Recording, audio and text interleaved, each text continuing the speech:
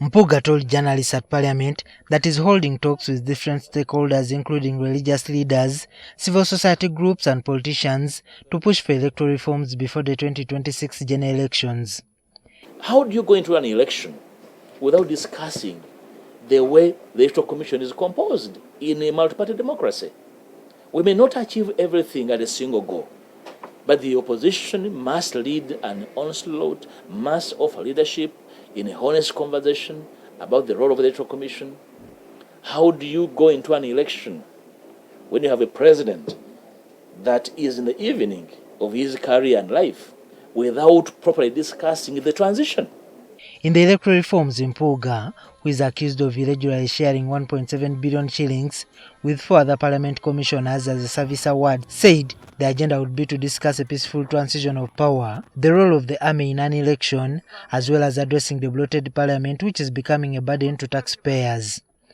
Over the last couple of years, even when I was still LOP, I talked about these reforms, including reforms that will go a long way in reducing the size of parliament to rhyme with the capacity of the nation to support a sizable, purposeful and useful parliament.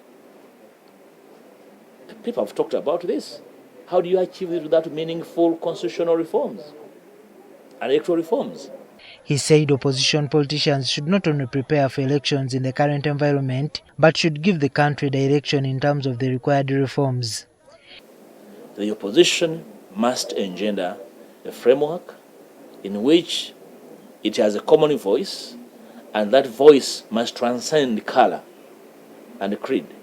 He has also written to the Speaker of Parliament on the matter of missing persons, an issue he had spearheaded before being dropped as leader of opposition in Parliament.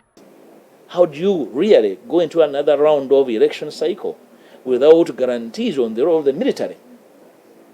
We all know the kind of mayhem the military visited on political actors in the last election. Should we simply go back posturing as if nothing happened?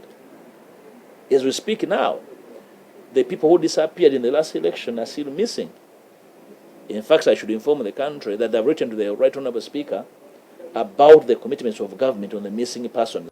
Recently, the Minister of Justice and Constitutional Affairs, Norbert Mao, said that government didn't have money to handle electoral reforms. Mao said the matter should be referred to the Uganda Law Reform Commission.